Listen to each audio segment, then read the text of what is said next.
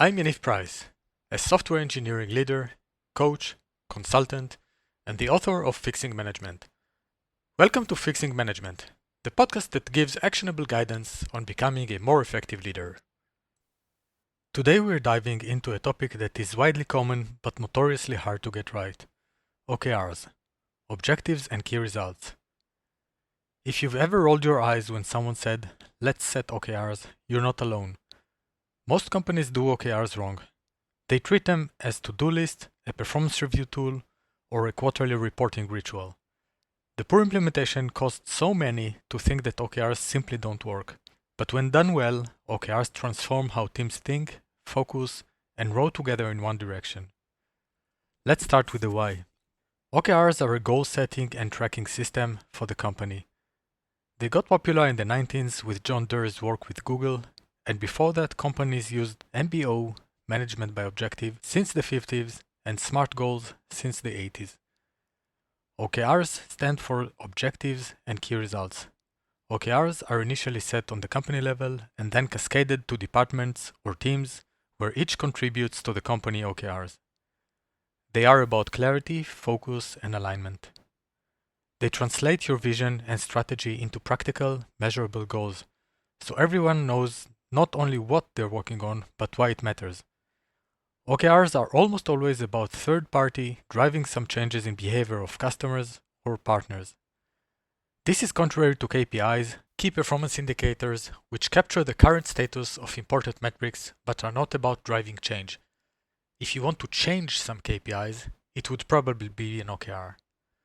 OKRs help teams focus on what truly moves the needle instead of spreading effort across 10 competing priorities. They align departments, projects, and people so the entire organization rows in the same direction. And they accelerate engagement, because when people understand their contribution to the company's success, motivation follows naturally. The objective, your compass. An objective is a qualitative, ambitious, and inspirational statement. A direction, not a number. Think of it as your North Star, what you want to achieve, not how. For example, our customers love our support team. We are the market leader for enterprise retailers. Those are clear, positive, and aspirational. They are not tasks, and they are not metrics. They tell you where you want to go, not what button to press to get there. When defining an objective, ask yourself, is it qualitative? Is it aligned with the company's strategy? Is it ambitious yet realistic? Is it time-bound? Can we say when we'll know we've arrived? Now, if the objective is your compass, the key results are your odometer. They measure the distance you've traveled. Key results tell you how you'll know you succeeded. They must be quantitative, measurable, and time-bound. A great objective practically has 2 or 3 key results, no more. That's enough to move a big rock without drowning in metrics. Let's go back to the earlier example. Objective: our customers love our support team. Key result 1: average customer satisfaction score above 95. Key result 2: total response time to customer request under 1,200 hours cumulative. Simple, measurable, trackable. And every week you check, are we moving the needle? If not, what do we change? Do we need new initiatives, better focus, more resources? That's how OKRs keep teams agile. You learn and adjust as you go. You're not tied to specific initiatives you had set in the past. Let's look at what makes OKRs powerful and what breaks them. Do. Keep OKRs about outcomes, not outputs. It's not about effort, it's about impact. Think safe streets, not installed 100 street signs. Make them visible to everyone. Transparency builds motivation and trust. Track them weekly. OKRs aren't set and forget exercise. A powerful addition is a projection to the end of the period, usually the end of the quarter, that demonstrates where the metrics will end up with the current pace. Don't use OKRs as a performance review tool. They're meant to engage teams, not to evaluate individuals. Don't set them for individuals. Personal OKRs create competition, not collaboration.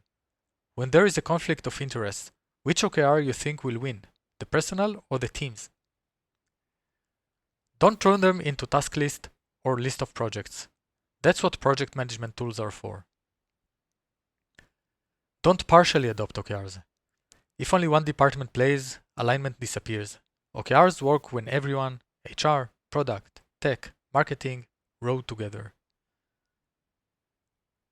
Even experienced teams stumble with OKRs. Here are some common mistakes I see. Writing actions instead of outcomes. For example, launch a new payroll system is not an objective, it's an initiative. Employees love how easy it is to manage payroll, that's an outcome. Using vague key results like improve engagement, better customer experience, or a more stable system. If it cannot be measured, it won't be managed. Being too safe. If you hit 100% of your OKRs every quarter, you're probably not ambitious enough. OKRs are about reaching beyond comfort, aiming high, learning, and adapting.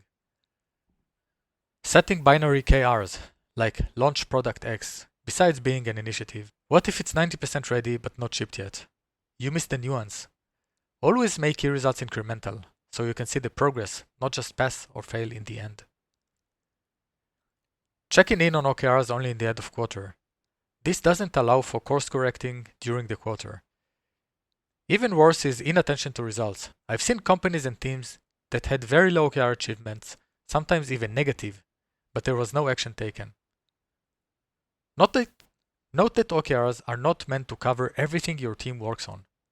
There is always keep the lights on, support, bugs, and emerging work. OKRs are for the big rocks you want to move. Here is something many teams overlook. Not all key results are equal. Some are leading indicators, early signs that show whether success is coming. For example, for a car dealership, number of customer test drives. Others are lagging indicators, like number of cars sold. Leading indicators help you adjust before it's too late. Lagging ones confirm if the strategy worked. You often need a combination of both. When done right, OKRs supercharge team morale. They give people a sense of purpose, ownership, and progress. They make wins visible and measurable. And that adrenaline you feel when you're close to hitting a big goal, that's what keeps teams pushing for that extra 10%. Imagine your team is a small company. If you had to pitch your team to the CEO or an investor to secure funding for the next quarter, would your OKRs make a convincing case? If they are clear, ambitious, and measurable, the answer is yes. OKRs aren't about bureaucracy or templates. They're a strategic thinking tool to focus your energy on what truly matters and measure real impact.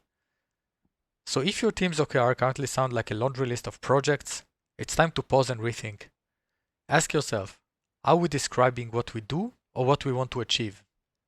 Because once you get that right, OKRs stop being paperwork and start being transformation. That's it for today. Thanks for listening and keep fixing management. If you found this helpful, share it with another manager.